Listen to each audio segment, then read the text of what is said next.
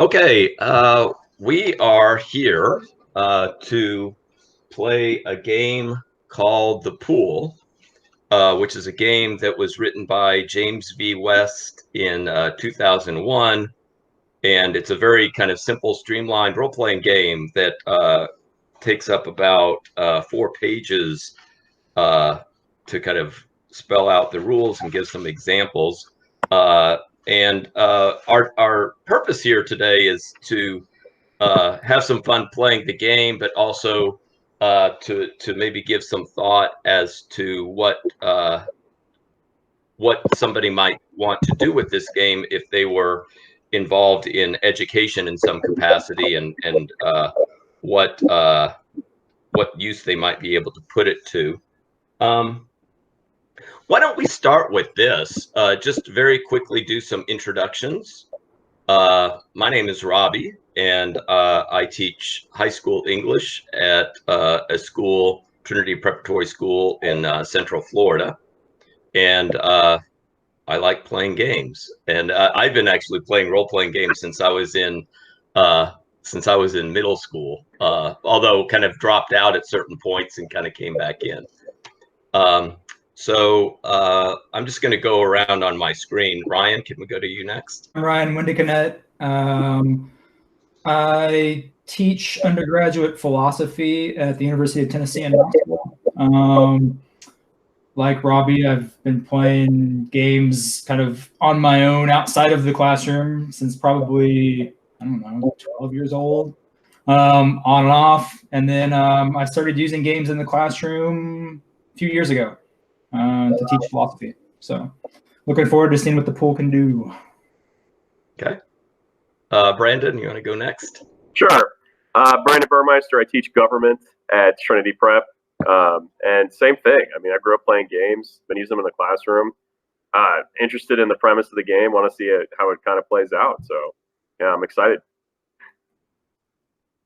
And finally, Laura. Okay. Hi, I'm Laura Borth-Dryden. I am daughter to Robbie Borth over here. I'm a freshman in college, interested in psychology, education, and English literature, so some combination thereof. I've been playing games since, well, about when my dad started getting back into it, so my high school year, freshman. Yeah, just excited to see what's what. Okay, and let me first kind of talk a little bit about what we have set up here. The Pool is a role-playing game that is very flexible and open-ended. It does not itself define any kind of setting or genre, and really it's up to the play group to decide what kind of game they are interested in. And so what I have done is I kind of came to this group with this idea that we would have a game where the setting would be a high school, a fictitious high school named Palmer Eldritch High School that is in a somewhat fictitious place, a place called Blankcroft. I define that to be somewhere in Western Virginia. Kind of, I'm thinking in the foothills or maybe within the Appalachian mountains. I can give a little bit more about what I came up with for Palmer Eldritch. Their mascot is the Luna Moths. Their motto is dreaming of tomorrow.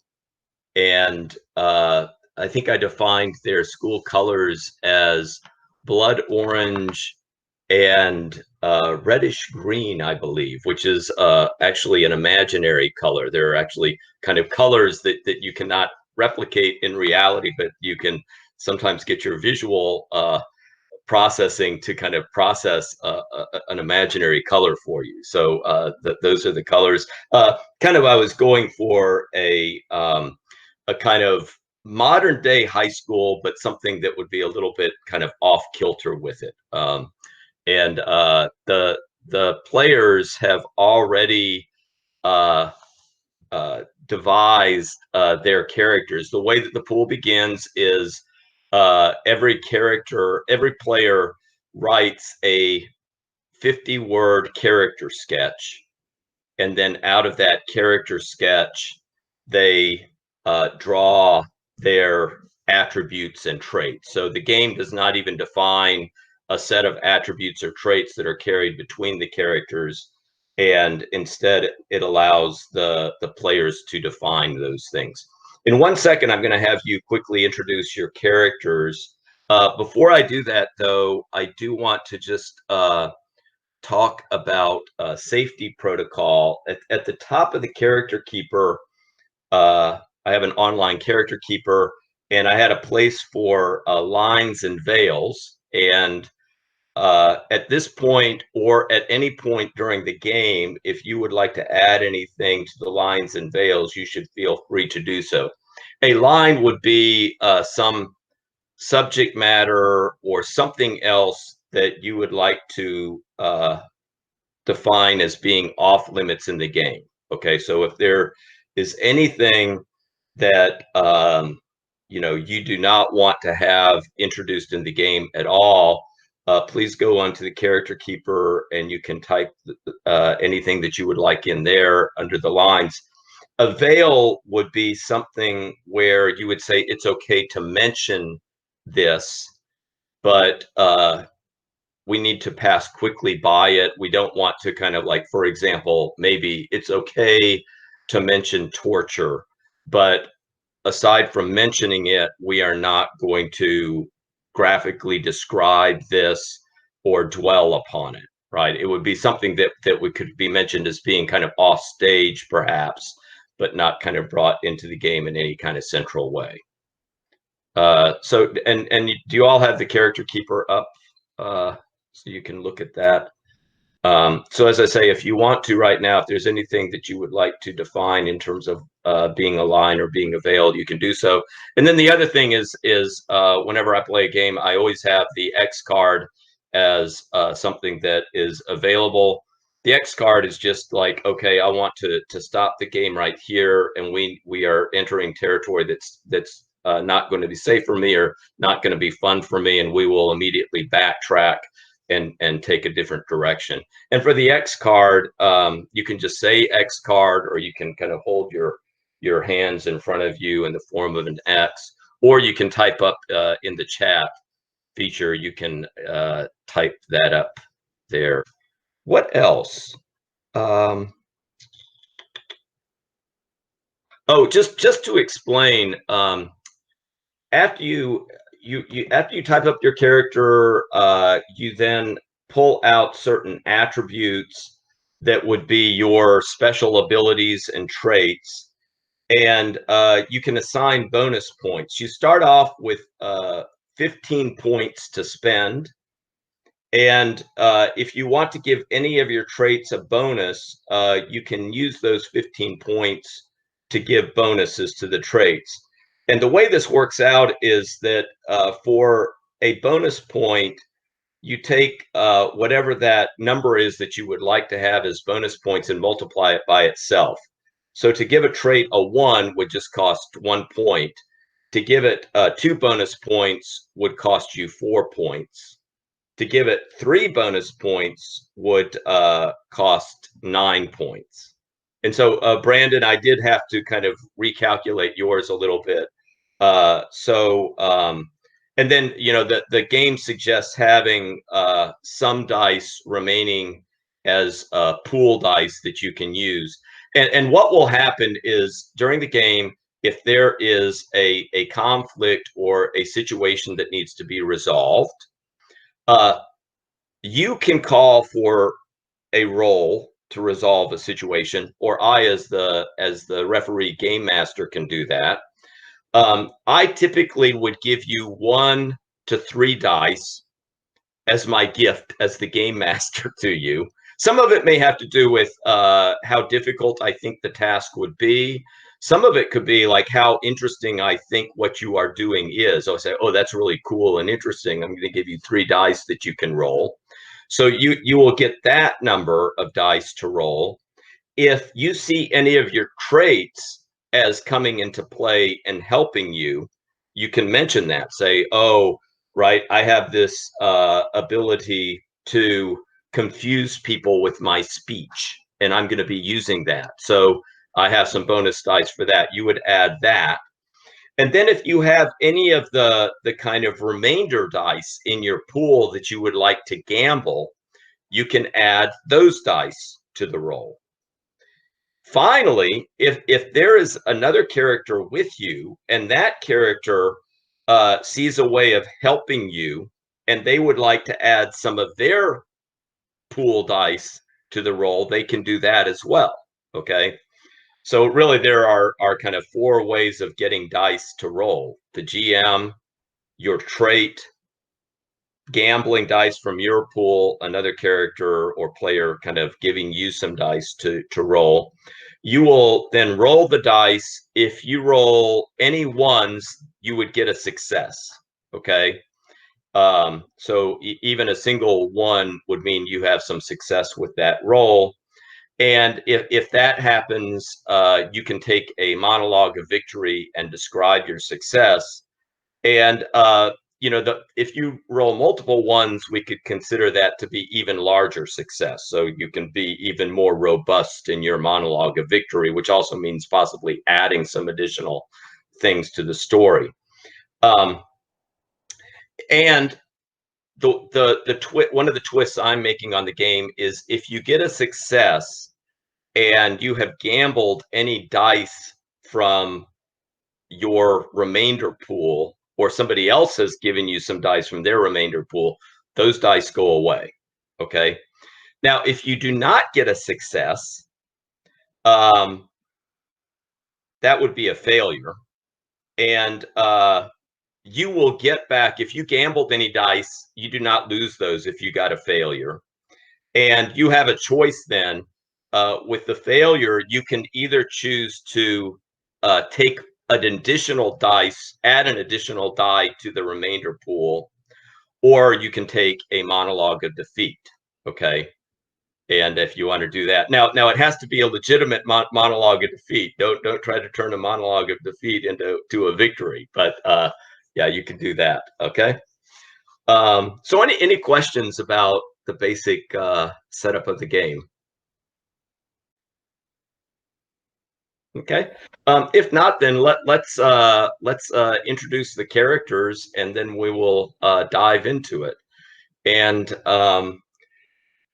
let's see, we have 2 students and we have a librarian. Let's start with the librarian. So Laura, if you want to introduce us to Agatha Galloway. Okay. Yeah, so my character is Agatha Galloway. She has a PhD from Miskatonic University of Library Sciences. She is currently the head librarian of Palmer Eldritch High. She was also an alum. She is currently an aspiring writer who derives a lot of her inspiration from Virginia Woolf. She's odd because she speaks in a stream of consciousness manner.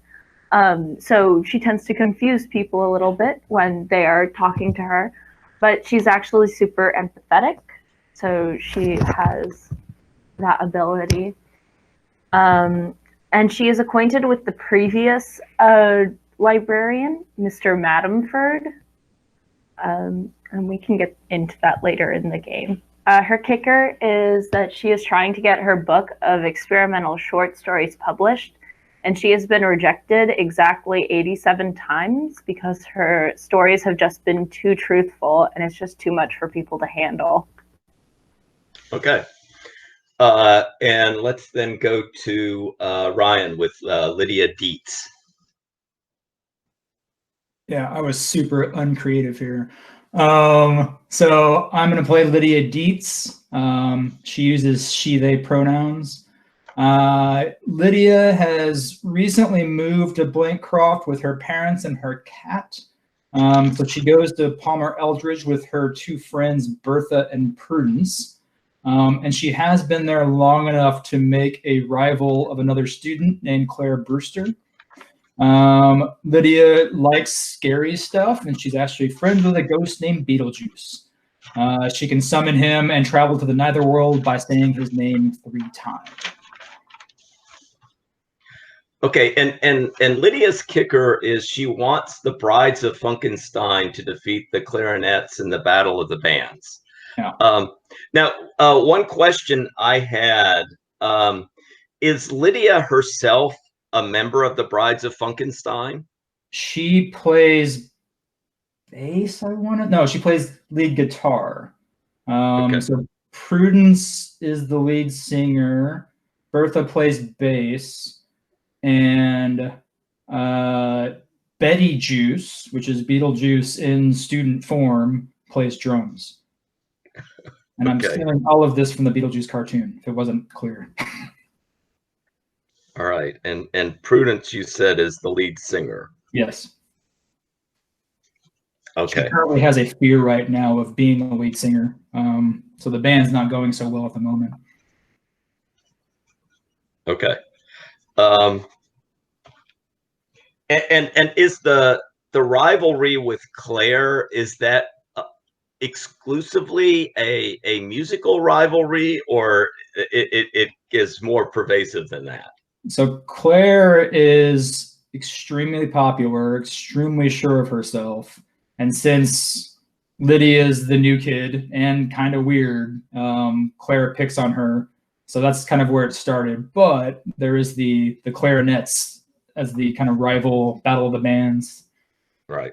Picker there. Okay. And then Brandon, tell us about Jebediah Smith.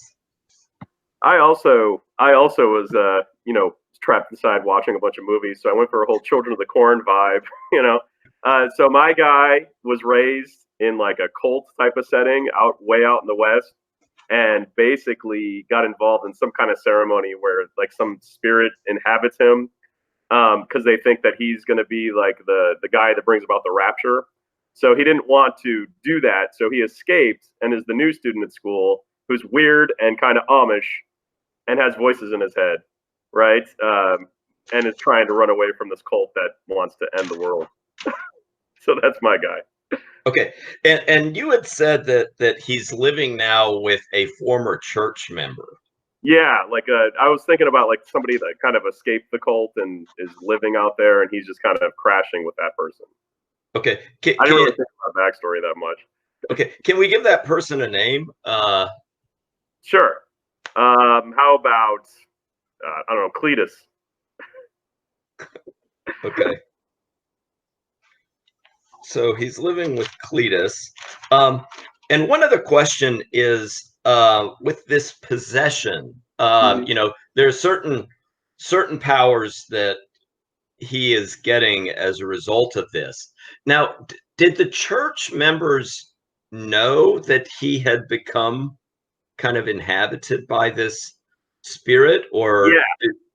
Yeah, that was why he left. I think it was like my envisioning is it was part of a ceremony, and then he started speaking out of tongues and speaking out of terms, and they took this as a sign of like he was like a chosen one, right? And that's what made him want to leave. But he can't get rid of the thing inside of him.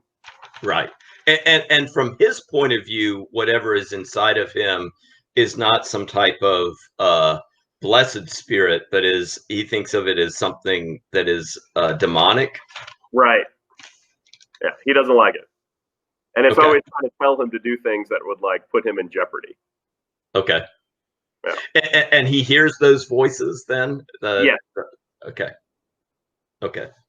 All right. So let's I'm going to start off with framing a scene for us. It's a Saturday morning, 8 a.m. and Lydia and Jebediah, you have shown up at the library because you are now serving Saturday detention. And it's like an all-day detention that you have to serve. And Agatha is there to greet you because she is the one who is assigned to supervise this detention. I want to ask Lydia and Jeb, what did you do to deserve this? What is it that got you into this Saturday detention? So I think for Lydia's part, Betty Juice tried to sabotage the clarinets. And because Betty Juice is just the student persona of Beetlejuice, Lydia took the fall for it. So yeah, so she's serving out detention on behalf of Beetlejuice. Okay. And what about Jeb? I tried to burn down the chemistry lab because the voice in my head told me to light things on fire and I couldn't stop myself, and then ran out the door. Okay. And Jeb, what is your, like, being at this school? I assume you don't like chemistry very much. No.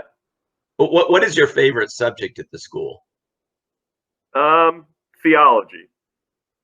Okay. Like, let's say that. You're right. Yeah. Okay. And then Agatha, why is it that you are the one that is assigned to give up your Saturday to sit with students at this Saturday detention? I think that Agatha probably spends most of her Saturdays in the library anyway, and I think that some teachers have come to notice that. So they just kind of set, when it's their day to take detention, they just kind of send students to the library, and Agatha has just kind of fallen into this rhythm of, oh, there are students. Okay, I guess, all right, I'll watch them. Okay. So you all go into the library. Palmer Eldritch is a school that's been around for a while.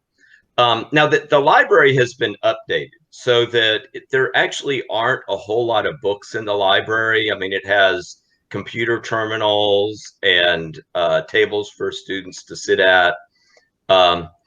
But even though there aren't a lot of books there, it's still like you walk in and it still has a very kind of musty book smell to it. I mean, perhaps just kind of lingering on from the books that used to be there.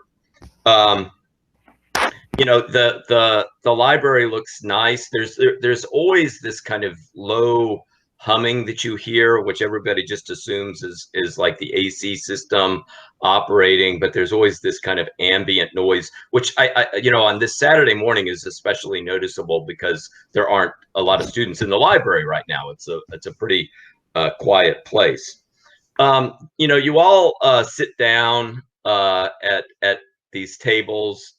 You know, Agatha, you've been instructed that the students should be separated from each other and, you know, should be kind of in somewhat semi-isolation so that they can dwell upon their, you know, the things that had gotten them into this situation and, you know, kind of you know, reflect on, you know, how they should do a better job in the future.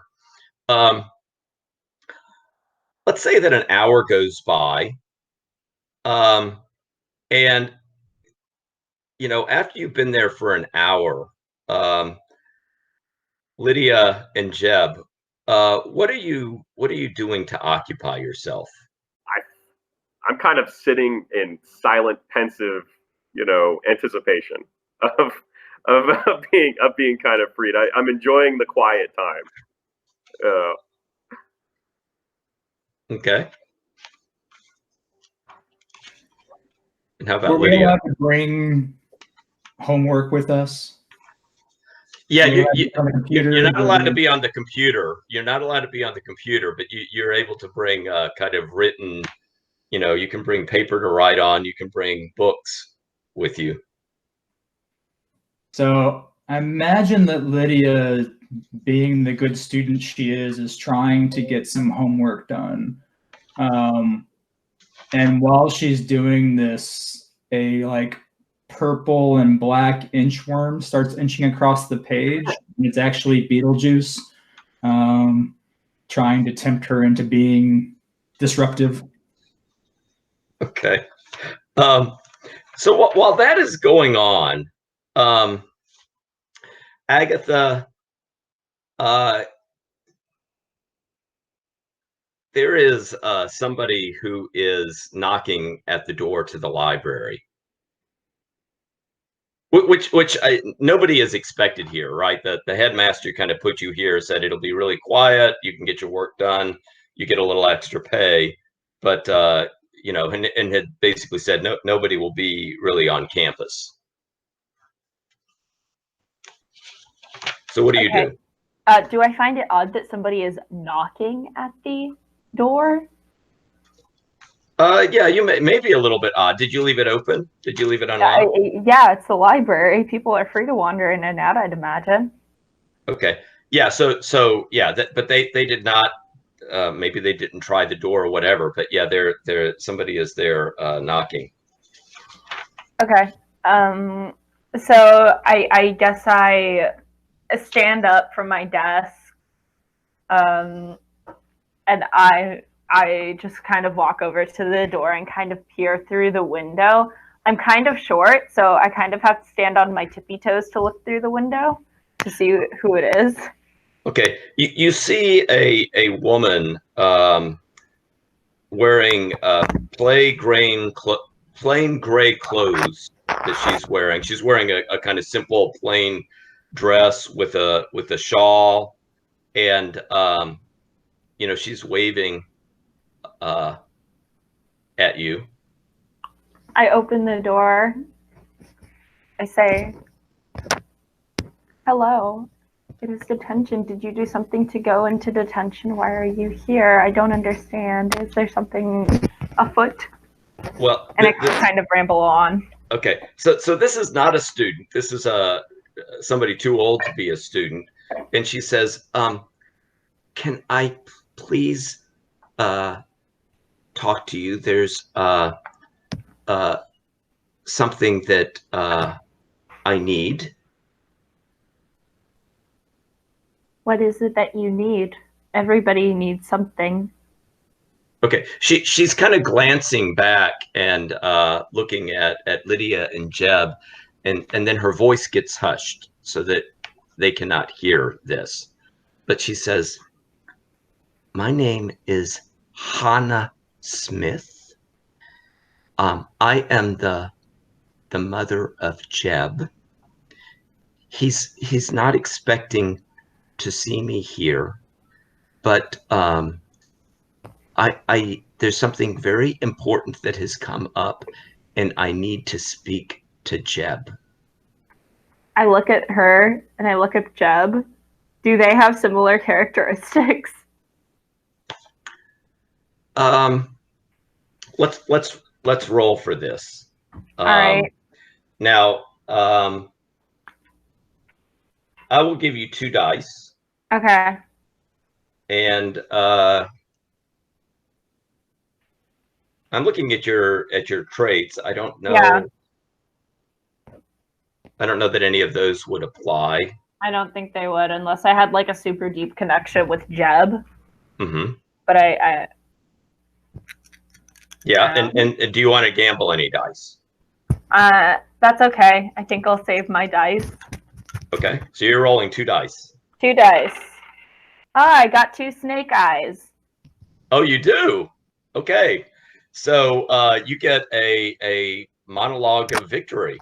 Okay. Does she end up looking like, or do I get to decide that? You have the floor. So, okay. Such power. Okay. I look at her face very closely, and I notice that she has the similar eyes to that of Jebediah. Let's see. Kind of very penetrating. This crystal blue color. A bit intense. Oh, and Laura, I'm going to interrupt you. Your microphone is regularly kind of scratching across. Oh, sorry. Okay. Is that better? Yeah. Okay. All right. She has a similar face shape to that of Jeb. I would not be surprised that if she was that she would be truly his mother. Is with I guess I also noticed that she carries with her a satchel in that I see some very old looking tomes. Okay.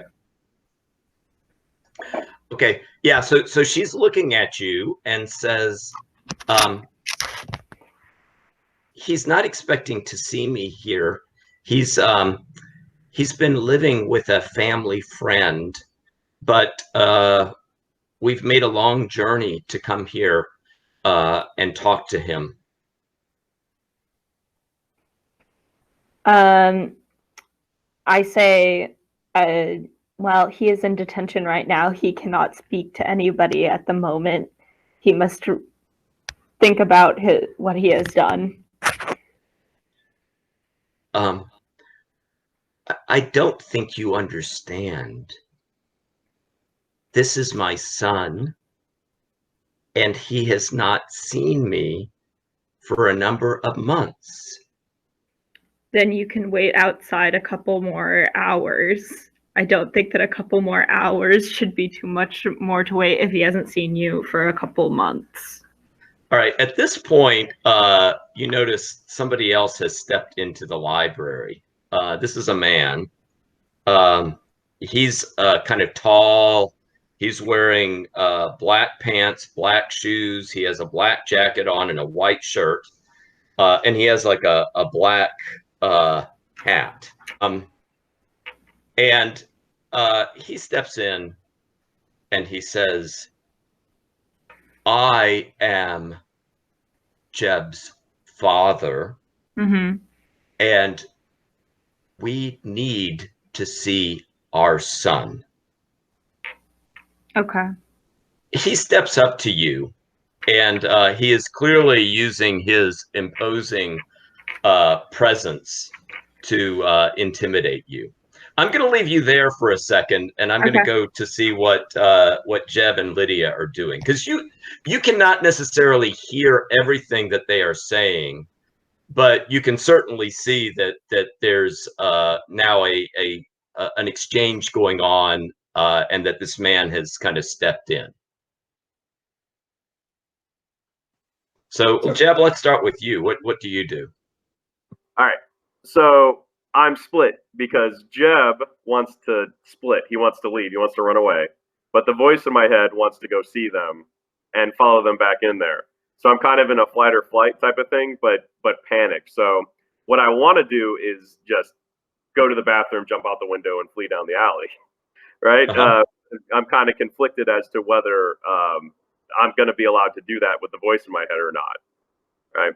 So could I do that? Could I like just escape? Like, is that a well, since you are putting it in these terms, I think we should roll to see what the result is. I think I would I would give you 2 dice to roll to start with. In terms of your traits or gambling any pool dice, do you want to do any of that? I will roll the 2. I'm going online. I rolled a 2 and a 4. Okay. So that's not a success. So I think that the demon wins.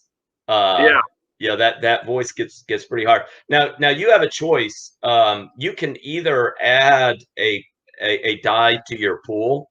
You have 2 in there now. You can take that number up to 3, so you have more die to gamble with, or you can take a monologue of defeat if you want to. I'm going to add the dice. Okay. And then just, resign myself to my fate of having to deal with it. Okay. So so you're getting up and walking over there. And I would say, Lydia, you would see this happening, and you would see, I think, a look of nervous. I mean, it seems like you were conflicted. That I think it seems reasonable that you know, you may not be able to interpret fully what exactly is going on, but that Jeb, there is a kind of conflict, right? That's you maybe see a little sweat running down his face as he gets up to walk over there. Lydia, what do you do? I think Lydia would. So Lydia's. They're sitting at separate tables. I think when Lydia first sees this, she's gonna try to get Jeb's attention. And so it's like, Jeb, what are you doing? We should sit at the tables. And try to like bring him back to the table. If that doesn't get his attention, she's actually going to get up and probably grab his arm. Okay, so bring him back. So Jeb, what would you be doing? Would you respond to Lydia when she gets your, you know, is asking you what you can't respond. Everything's taken over, like zombie trance, walking over. Okay. So it's just like a cartoon, like I'm like trying to pull you back to the table and my feet are doing the twinkle toes Flintstones thing as you're getting pulled towards the door. Yeah, and Agatha, you see this now. Okay, so the scene is you've seen Jeb get up. He has a look of worry on his face, and you see Lydia now that is kind of pulling on him. And you have this large guy who he introduces himself as Moses Smith, kind of towering over you with Hannah Smith there as well, and that they do not look happy with you right now. Okay. I guess I start murmuring under my breath, allied with madness, they all are allied with madness. And then I guess I turn to the adults and say, you need to leave this moment. Please. Hannah says, we will leave, but we are going to talk to our son first. See, he is coming over here right now. And you see Moses now, he kind of separates himself from you, and he's now walking over to Jeb. I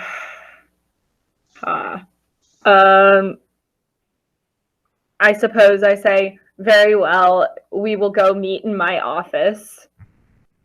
And I gesture towards my little hobby hole. Okay. Behind my desk. And Hannah says to Moses, okay, we're going to meet in this woman's office. Bring Jeb over. Okay. So Moses comes over to you.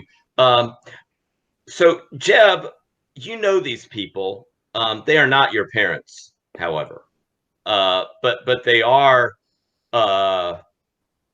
two of the leaders, not the high up leader, but they are two of the respected leaders of the cult that you know of. Okay. And you see this guy coming to walk towards you, and he's going to put his hand on your shoulder and says, let's go to the teacher's office.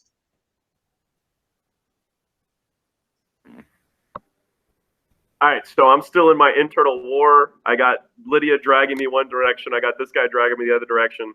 Librarian is just standing there. I don't know what it is. All right, so I'm going to try to, like, push him away and then make a run for it again, like last time saloon, and try to get out of there. So, like, kind of like push him aside and then make a break for the door that I'm assuming is, like, kind of behind them. Okay. Okay, you can do that. And let me ask, and that will take a roll. And then let me ask, Lydia, what are you going to do?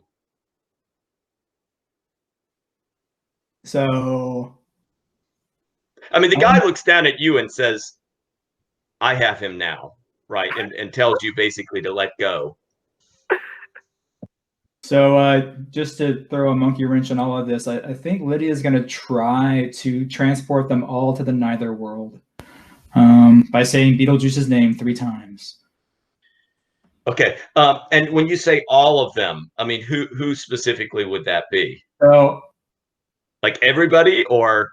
Yeah, because Lydia wants to know, like, because this seems weird, and Beetlejuice is good with weird stuff, so she wants Beetlejuice to be able to help take care of this. Okay. So everybody in the room is going to the netherworld if I can do this. Let's maybe do that roll first, and then if that doesn't work, then we have the backup plan of Jeb. So I'm gonna say I'm only gonna give you one dice because with doing everybody there, I'm not gonna be quite as generous with that. But then you will get the 2 dice for summoning Beetlejuice to transport you. So that gives you 3. Do you want to gamble any dice? Yeah, why not? I'll gamble 2 more. Okay, so you've got 5 now. Okay, and do I? So on my oh wait, so if I win, I lose the ones that I've gambled. Correct. If right. I So you keep the ones that. So I don't need to cross anything off right now. Correct. Okay. So do 5d6.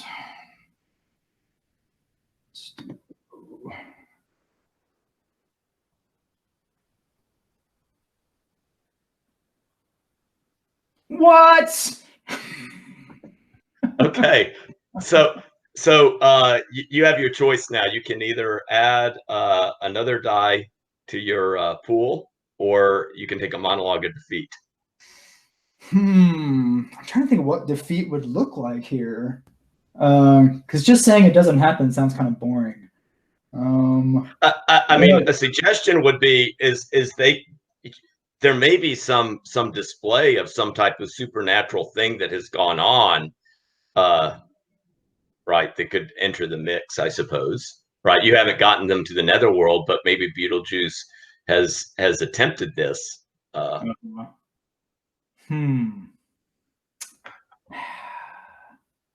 really at a loss as to what I think I'll.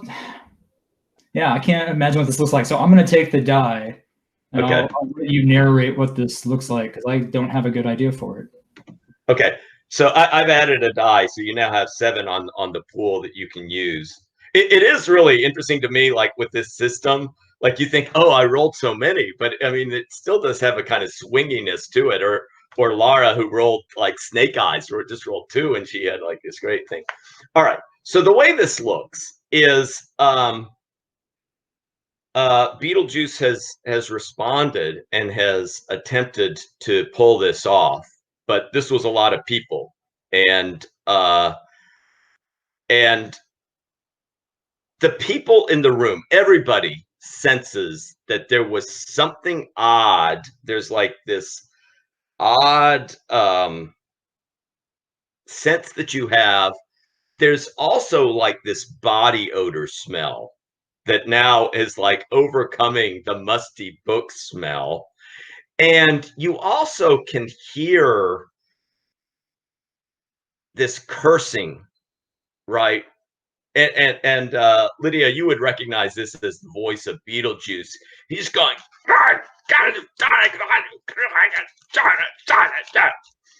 it's kind of faint. It seems like it's coming out of the ventilation duct or something like that, right? But everybody hears that. And with that, Moses and Hannah spring into action, and they're looking around, and they say, we heard that this was an evil place, right? And Moses says, Jeb, we cannot allow you to be on unhallowed ground like this. We already see the signs of the kind of evils and corruption that is happening here. And Moses is now very forcefully kind of taking you, and they are not going to the office anymore. They are heading for the front door. Agatha, what do you do at this point? So they are now, hightailing it with Jeb to the outside.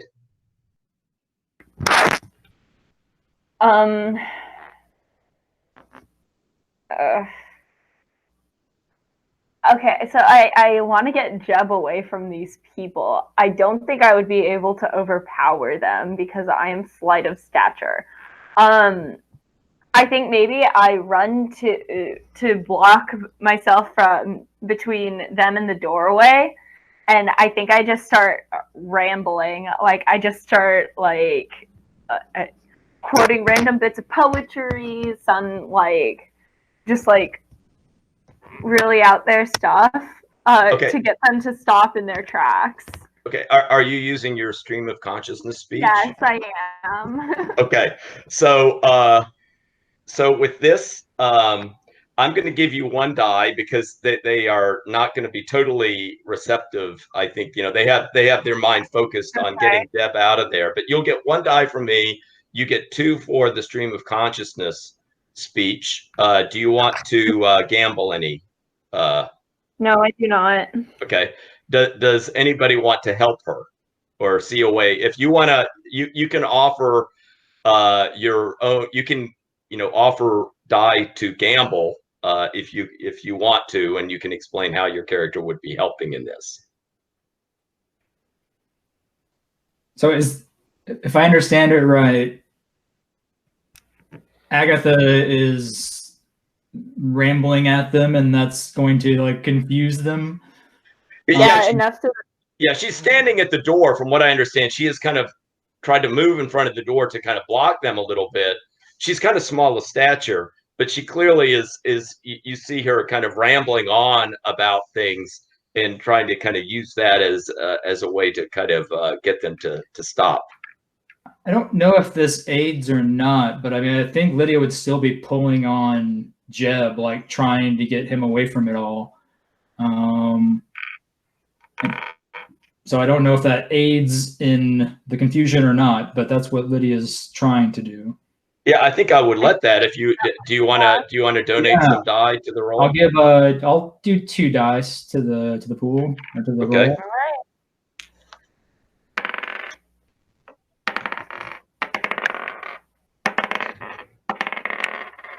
One. I got 1.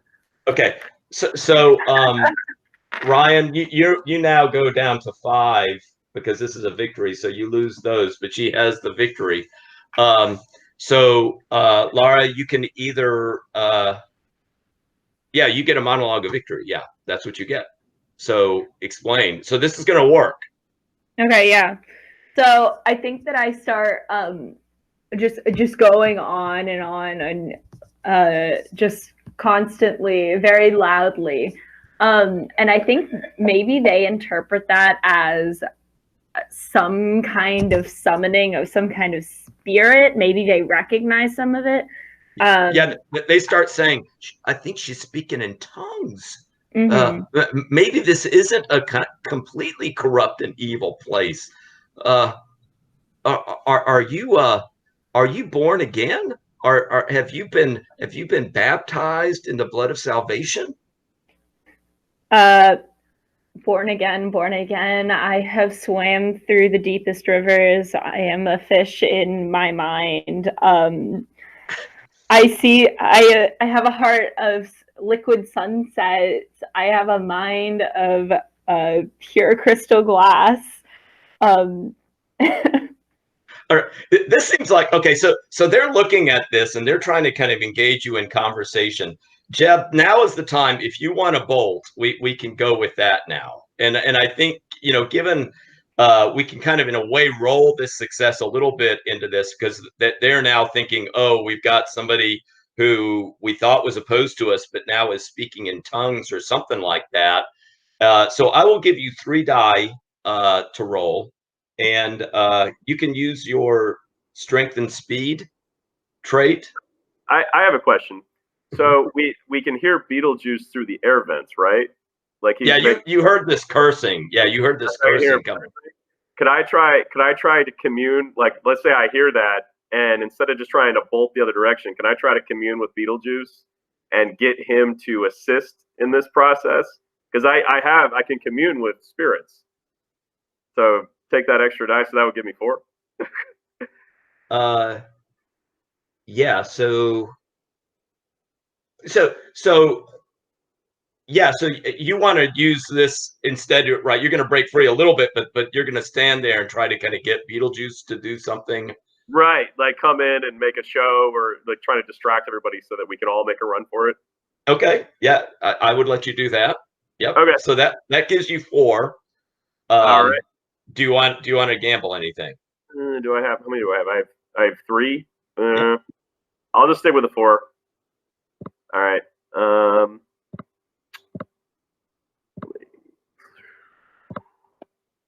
And I got 1-1. Yay! All right. So you get a monologue of victory. So all right.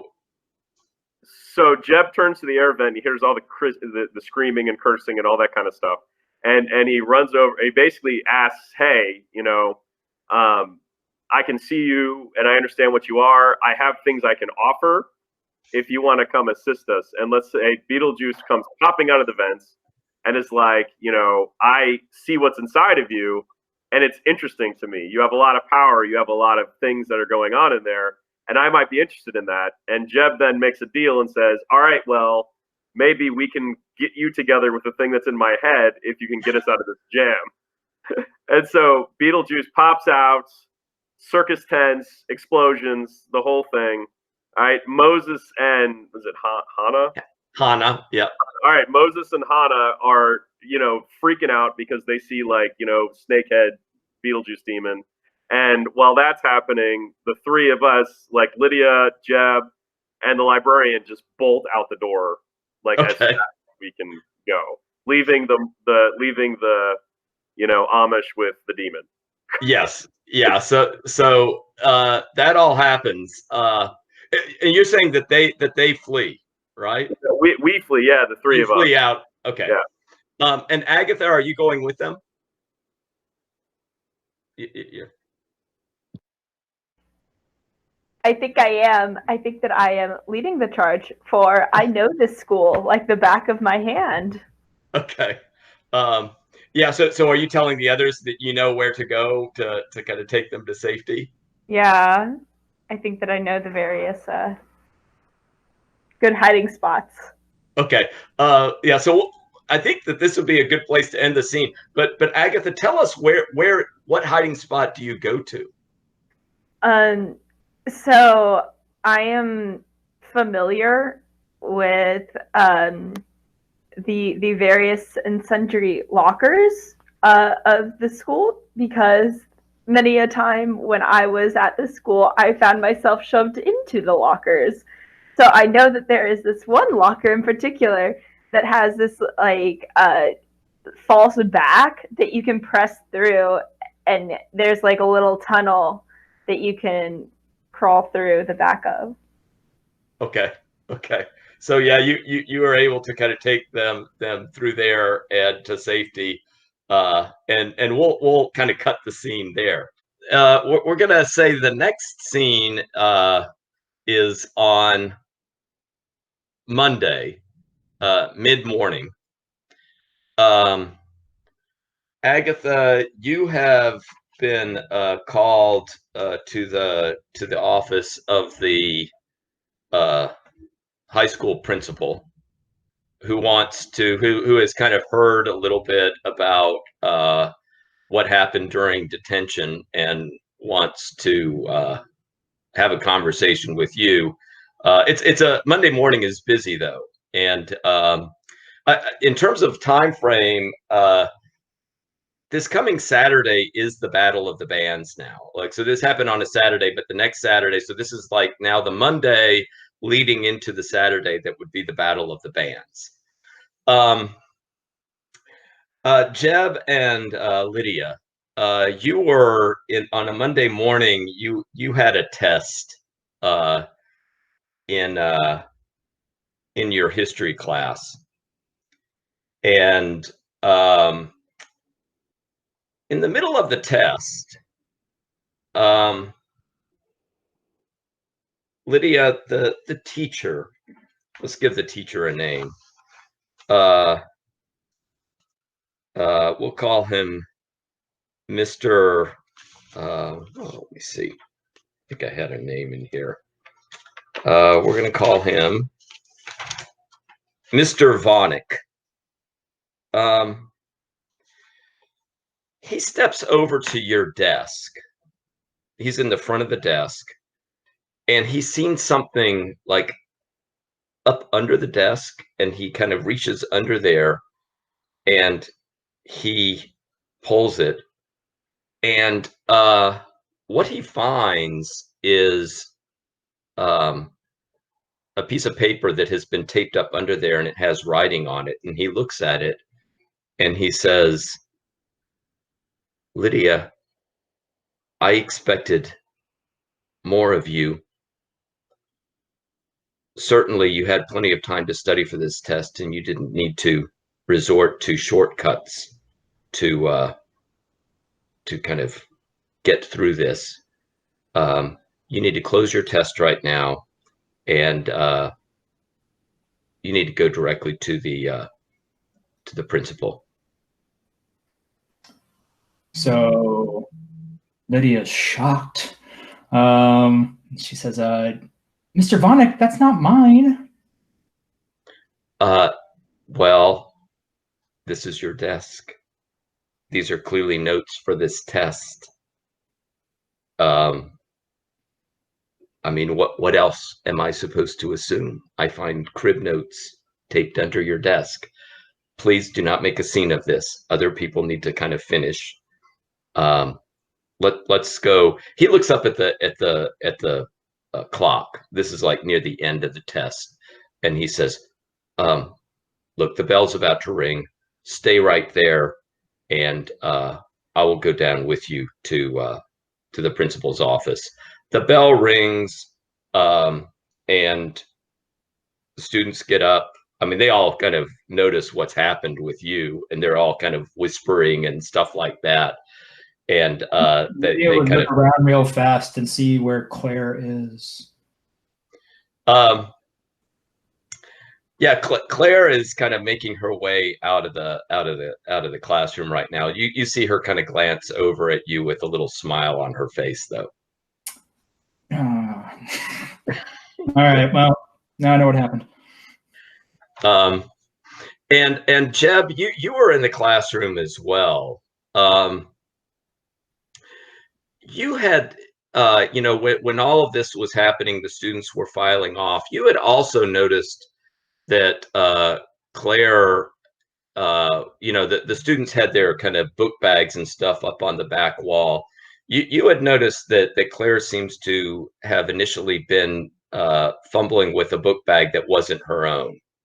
In fact, you kind of recognized that it would have been Lydia's book bag that she had kind of been in before. Very quickly, you just kind of noticed while you're going down, you kind of noticed her. But all the other students have kind of filed out of the room now, and yeah, and so Mr. Vonick is now going to be taking Lydia with the crib notes. She says to Lydia, "Go get your book bag. Let's go to the principal's office," and they file down there. Okay, so Lydia, are you going to be a dutiful student and go with Mr. Vonick to the principal's office?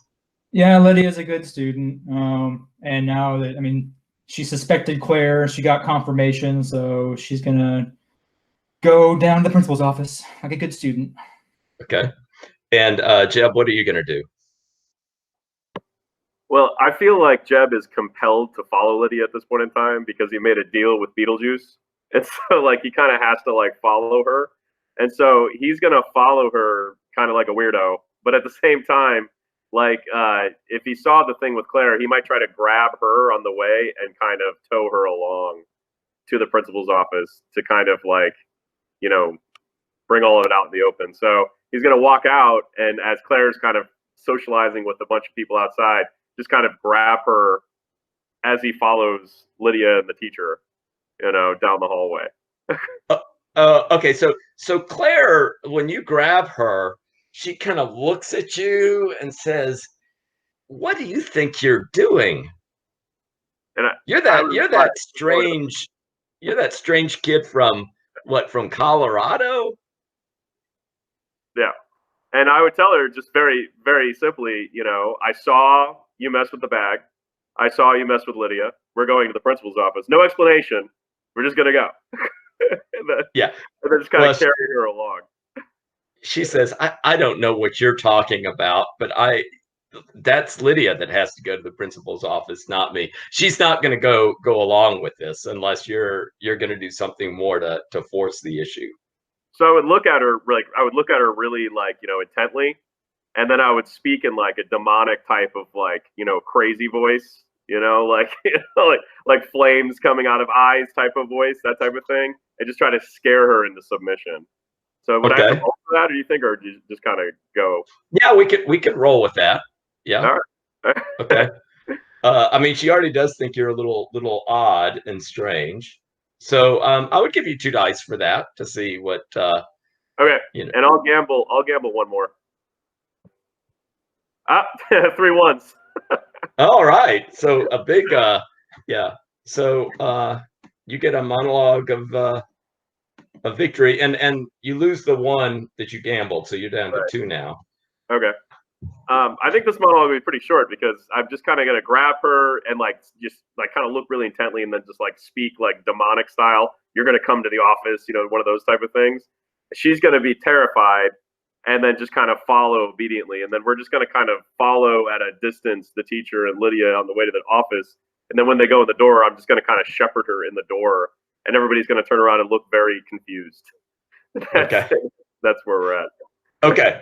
So that happens, and you know, Agatha, you've been sitting in there waiting because the principal has been, you know, so upset. But then you see Mr. Vonnegut coming in with Lydia, and you know, he says, you know, that he needs to that this is an urgent matter, that the principal, we'll call her Principal. We're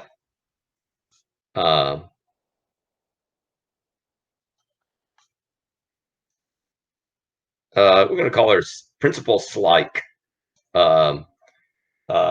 who's an elderly woman, been around, knows how to run things at Palmer Eldritch, and so you see Lydia there with Mr. Vonnegut going into the principal's office. And Lydia, do you say anything to Agatha? I mean, you would see her when you kind of come in. So, Agatha,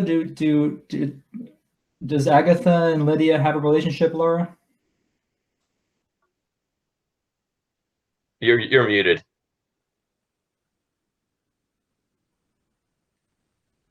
Turn on. Okay.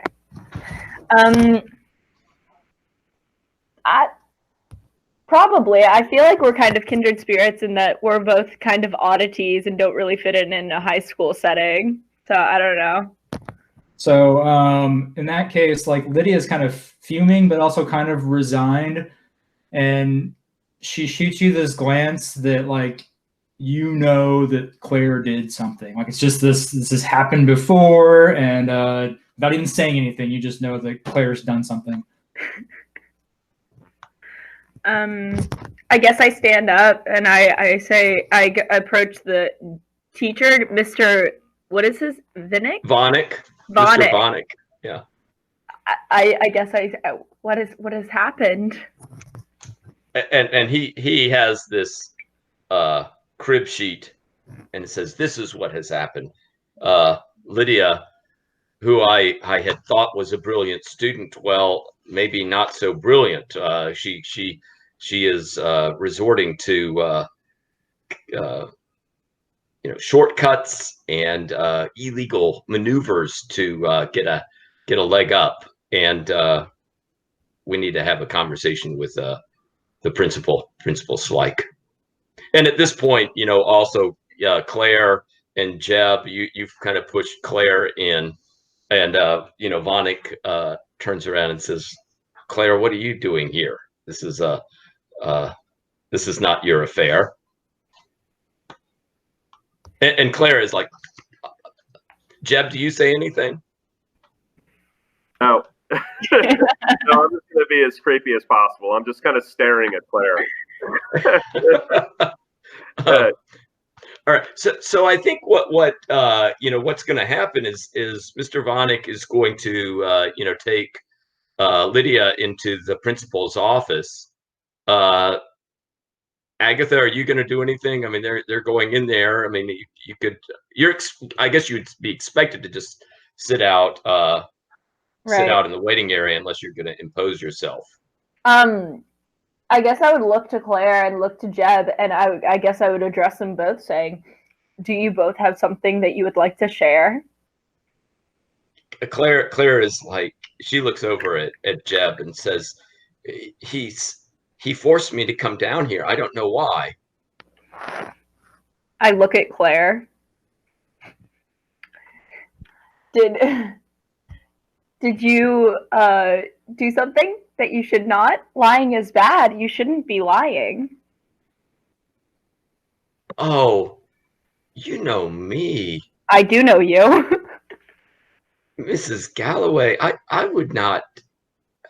I've done nothing wrong. Dr. Galloway to you. Oh, I'm sorry, Dr. Galloway. I never get into trouble. I think you better go in there and tell the principal what you know. But the principal wanted Jeb, not me. I'm sorry, wanted Lydia, not me. I think the principal would be interested to know if you tampered with Lydia's desk before the test. Claire is kind of confused right now. She's not really sure what she should do. The door to the principal's office is kind of closed, and you are being, there's two chairs in front of the principal's desk, and Mr. Vonik and is sitting there, and Lydia, you're asked to take a seat, and he proceeds to kind of explain what is going on. Those out in the lobby, are you gonna? I mean, you can continue the conversation with Claire. Claire is kind of befuddled at this point, right? I mean, she's been kind of unhinged by Jeb, and now has a teacher librarian who wants her to kind of go into the principal's office. But do I get a sense that she's like lying? Can I get a vibe check? Yeah. I mean, you have the empathy ability, I feel like I would be able to tell if she was lying. Yeah, so if I'll give you 2 dice, and you can take 2 for that. And do you want to gamble any? So you have 4 right now. Yeah, I don't think I'm gonna gamble any. I think I'm gonna stick with this. Okay.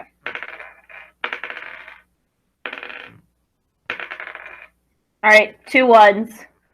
Okay, so you get a monologue of victory. So you have the floor. Okay. What are you able to read into the situation?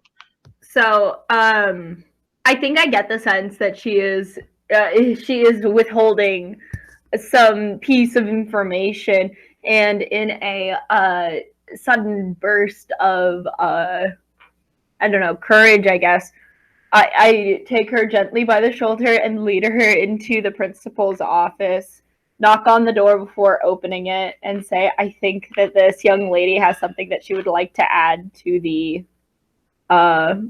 story. And then I usher her in. Okay, so you go in there. Jeb, what are you doing at this point? All right, so after staring at her in a very creepy way for a long time, right, like kind of in a weird way, I just kind of point one finger out at her, and I'm just like, confess, in like a demonic voice, and then I'm just kind of standing there in that pose, Okay, are you going to enter the principal's office as well? Yeah, but like gradually, like not with any kind of hurry, just kind of like in a weird, like just kind of meandering, like scuffle. I don't know. Yeah. Okay, so you all get in there, and the principal, hearing Mr. Vonik, and then you have this other bit kind of going in. The principal's going to want to hear your side of the story first. We'll say, Lydia, what do you have to say for yourself? I get the feeling that like, so Lydia's used to Claire doing stuff to her, and she's used to Claire getting away with it because Claire's the popular girl and she can do no wrong, and Lydia's the weirdo. So if the floor is given to Lydia, she's still fuming and kind of resigned and just shoots a glance at Claire, and says, repeats what she told Mr. Vonnegut, that that's not my crib sheet, and just crosses her arms. Mm-hmm.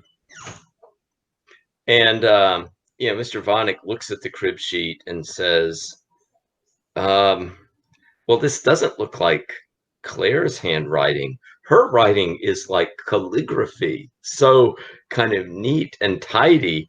This is really, this does look kind of like your handwriting, Lydia. And Lydia's eyes roll back into her head so hard that everyone can hear it, and she just sighs. Yeah, Claire at this point, she does look very nervous, and she looks, unhinged. You see some tears starting to form, and she's kind of weeping. Although you have also seen her weep false tears before, and she says, "I don't know why I'm suspected in all of this. I was nowhere near her desk when Mr. Vonnegut was up there."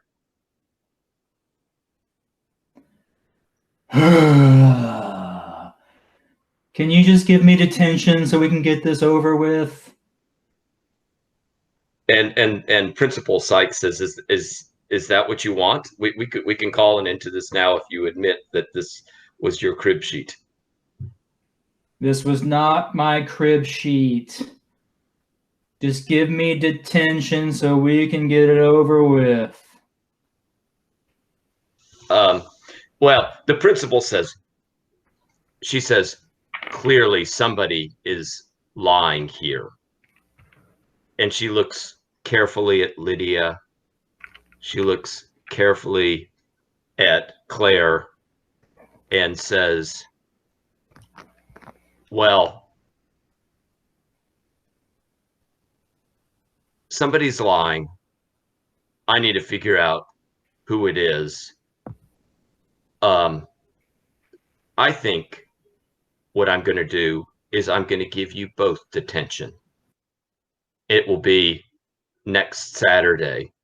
And when she says that, Claire goes, "Not Saturday.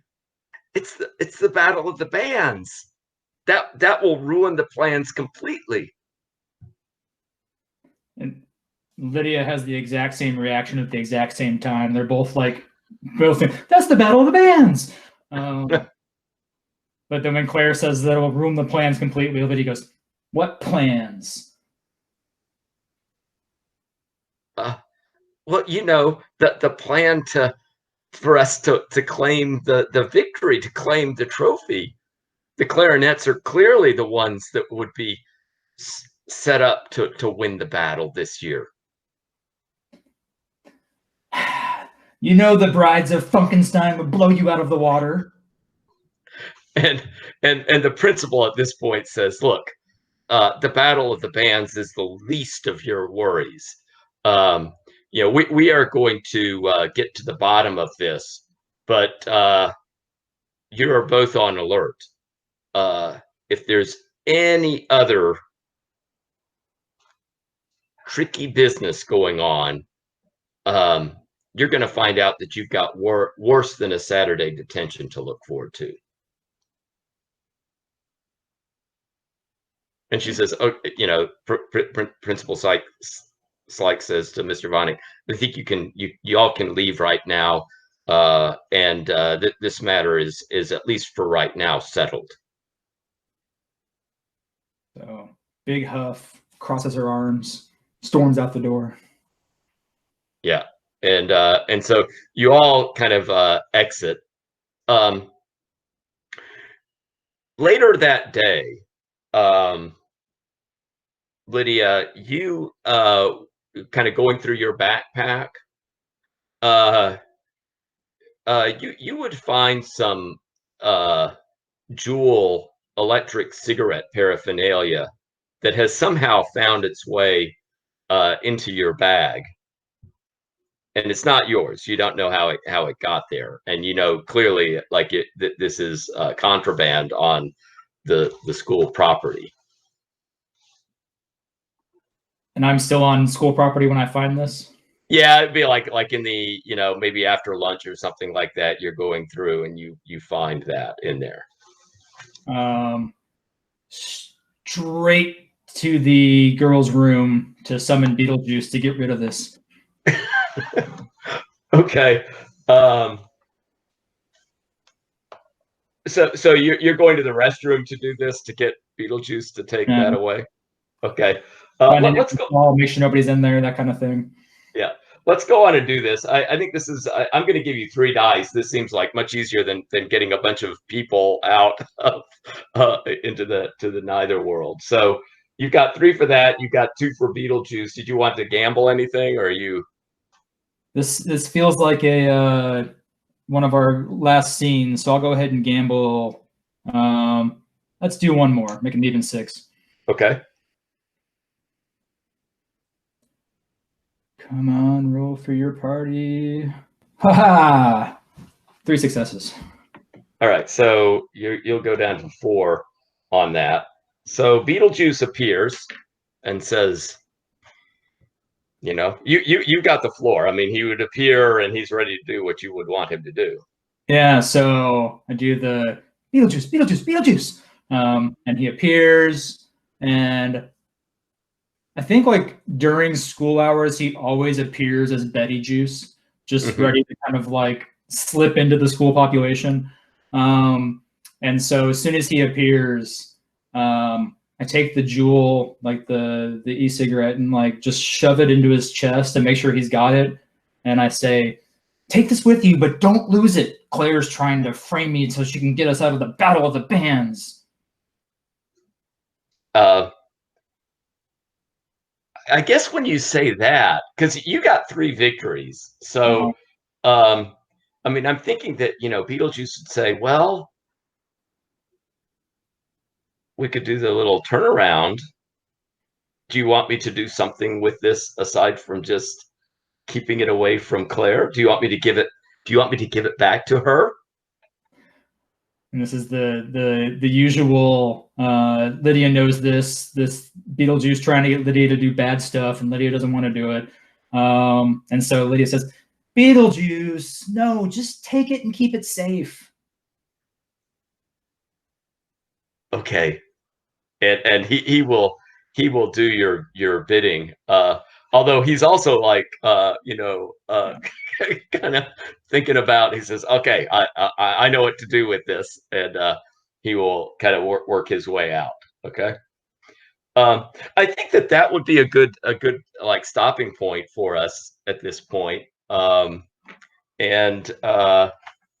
I was talking to Laura during our break that, I mean, I've played around with this game, and I always find it a kind of fun little system to work with. I mean, it's pretty easy to understand and kind of get into, and I like the kind of some of the player facing aspects of the game. So I've been just kind of interested to see what your reactions are, and also if, you know, I've been kind of thinking about this game in terms of you know, possible classroom applications. So if anybody has any thoughts about that, I'd be happy to hear what you have to say. Does somebody want to volunteer, or do you want me to just go around? Yeah, Ryan. The character creations really like seems really good for classroom. Like just the 50-word vignette to like build that character, like that seems really good for classroom use. Yeah, and it does add. I mean, it's open-ended, but there's also this kind of focus that is required to it, right? I mean, that you don't. I mean, it's as a little writing exercise to try to kind of chisel that down to something that gives you a lot to work with, but just to fit within that 50-word limit is a kind of nice little writing exercise. I agree. I agree entirely. Right. So many of the kids struggle with concise writing, right? And trying to tell a story in 50 words is tricky, right? I would say, finish out with an epilogue of 50 words as well, right? With whatever the session was, just to try to like sandwich it. Right? Hey, little man. Come here. Oh, hold on. Let me mute myself. Well, and I think it's really applicable to a bunch of different disciplines. It can be literature, psychology, philosophy, history. You can do a lot with it. Yeah. Because like I was thinking about this. I last semester we had done some work with Canterbury Tales, where it starts off with these little character portraits one after another. And I was thinking you could, like, with a literary focus, I think the system potentially gives you a way of turning works of literature into a role-playing game if that's the way you wanted to go with it. You could say, okay, you have these characters, you pick a character, you kind of reduce their those characters into a 50-word synopsis, and then potentially could kind of then work from that into a kind of game situation where they would be inhabiting the characters and kind of playing around with it that way.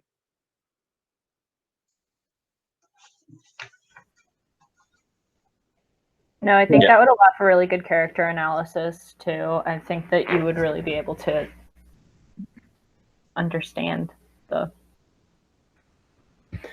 Yeah, and I was talking to Laura. We at our school, we have a advisory group, which is kind of like a homeroom setup. And as part of that, like once a week, we get a longer period of time to work with the students. And there are oftentimes topics that will come up that they may have to do with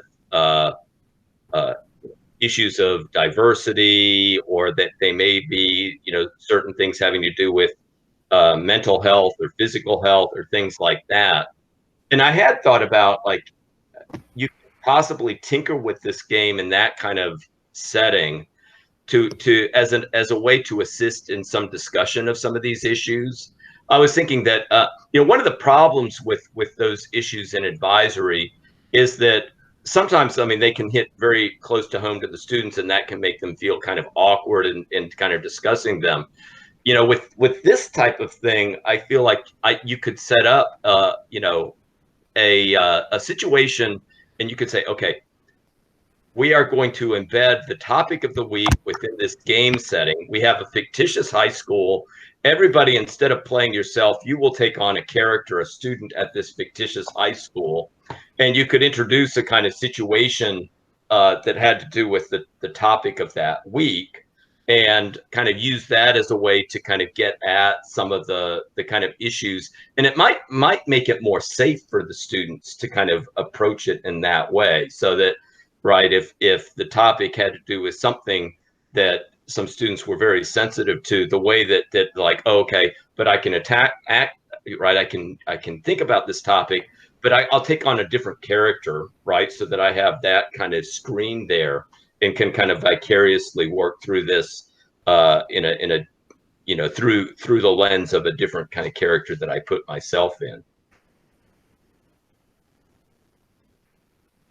Yeah, I was already thinking about ways that I was going to steal this from my class, like with this. But so, like, one thing you said about the what I do is like a hack of Dungeon World.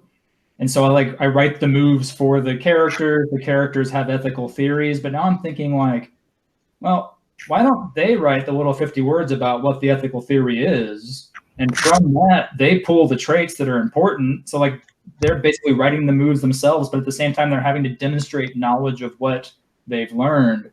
And plus, what you just said about the distancing from the topic, I think being the flexibleness of this game, being able to just import stuff like that, because they do, I find anyway, that the discussions about things like racism, sexism, homophobia, transphobia, all of that, if they can just take a step back from what's actually going on in their lives and make it their characters, like you get that much better discussion. So, yeah. Yeah, well, and thinking about it in terms of like an ethical viewpoint, or looking at this from like an ethical theory, to kind of maybe think about like, okay, if somebody like, okay, you have this ethical theory, what would that look like embodied in a character, right? And then kind of then you kind of break apart that theory in terms of different traits, like, right? So it's not just like a single statement for your ethical, like, okay, utilitarianism, like what does that look like when it's embodied in a person, and like how would that impact their kind of behavior, the way that they think about issues?